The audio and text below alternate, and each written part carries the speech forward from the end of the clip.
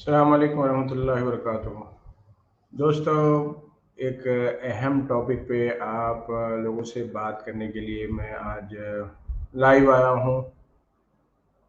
Telangana board of intermediate की जानिब से इंटर फर्स्ट ईयर और सेकंड ईयर के रिज़ल्ट अनाउंस हो गए हैं और इन्हीं रिज़ल्ट्स की बुनियादों पर मैं चाहता हूँ कि आप सबकी तवज्जो एक ऐसे मसले की जानिब मबज़ूल करूँ जो बहुत इम्पोर्टेंट है, जो बहुत हमारी तवज्जो का मुस्तहक है और हमारी तवज्जो चाहता है। हर साल की तरह इस साल भी जब बोर्ड ऑफ इंटरमीडिएट की जानिब से इंटरमीडिएट के एग्ज़ाम्स का अनाउंसमेंट किया गया, ऐलान किया गया, तो लाखों सरपरस्त पेरेंट्स और लाखों बच्चों ने बड़ी बेचैनी के साथ अपने रिजल्ट्स देखे और अपने बच्चों के मार्क्स कितने आए, कैसा उन्होंने परफॉर्म किया है, उस हवाले से जानने की कोशिश की।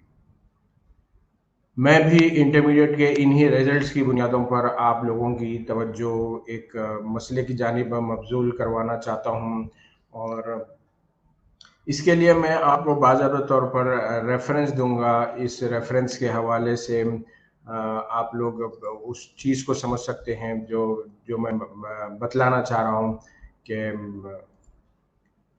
किस मौज़ू पर मैं बात कर रहा हूँ।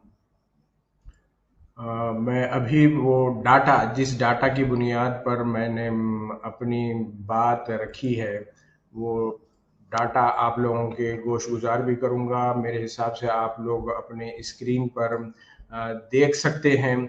ये दरअसल जो डाटा है वो है इंटरमीडिएट फर्स्ट ईयर का है और पहले उसके बाद इंटरमीडिएट सेकंड ईयर का है।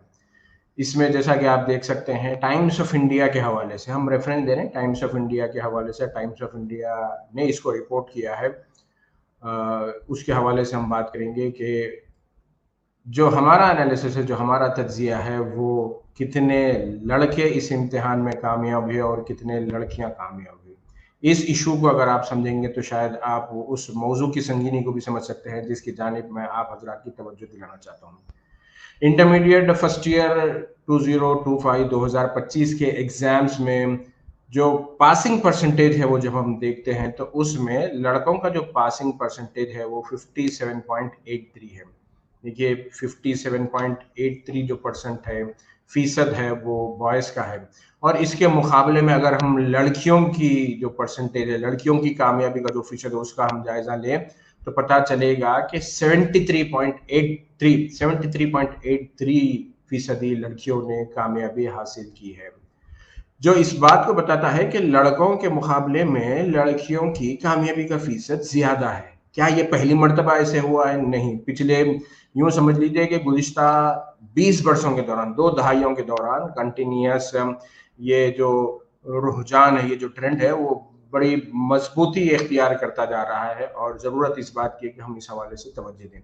क्या वजह है कि हमारे लड़के भी इंटरमीडिएट का एग्ज़ाम लिखते हैं, लेकिन उनकी कामयाबी का, उनका पास परसेंटेज जो है वो कम होता है और लड़कियां एग्ज़ाम लिखती हैं, उनका पास परसेंटेज ज़्यादा होता है।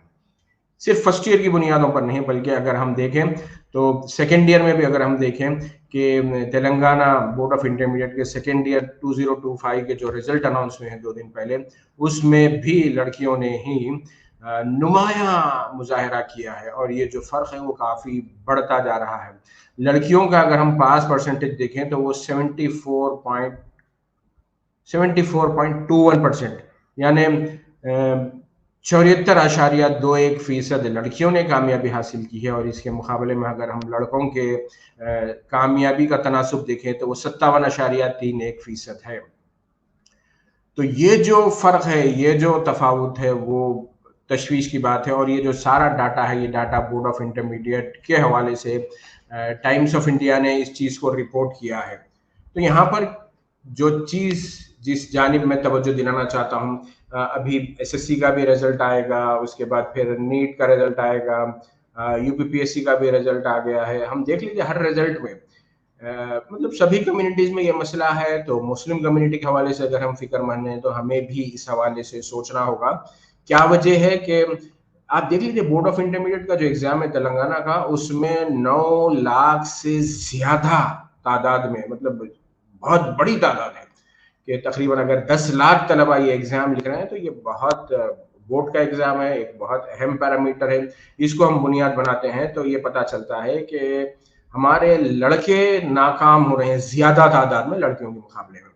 तो इसीलिए मैं आप अपने स्क्रीन पर भी देख सकते होंगे कि आज जो ज़रूरत है, अभी पिछले दिनों शहर हैदराबाद में एक मर्डर का वाक़या हुआ था, राउडी शीटर के मर्डर का वाक़या हुआ। उस वाक़ये के बाद पुलिस वालों ने जो अवामी प्लेटफ़ॉर्म से जो डाटा दिए थे, उसमें ये बताया गया था कि शहर हैदराबाद में 460 से ज़्यादा राउडी शीटर्स हैं और उनमें बहुत सारे राउडी शीटर्स, एक इत्तला ये भी है कि बहुत सारे राउडी शीटर्स उसमें मुसलमान हैं। तो मुसलमान नौजवान तालीम में ड्रॉप आउट हो रहा है, तालीम में वो पीछे हो रहा है और जराइम की दुनिया में आगे बढ़ रहा है।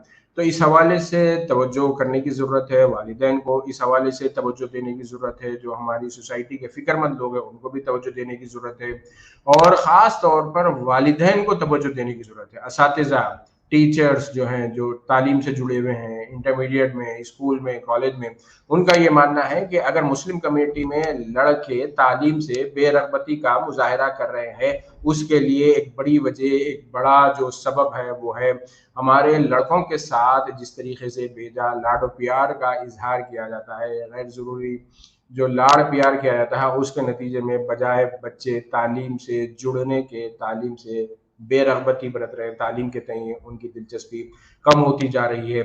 जितना दबाव, जितना प्रेशर, जितनी निगरानी लड़कियों की जा रही है, उतनी ही निगरानी, उतना ही दबाव, उतनी ही तरबियत की लड़कों को भी देने की ज़रूरत है।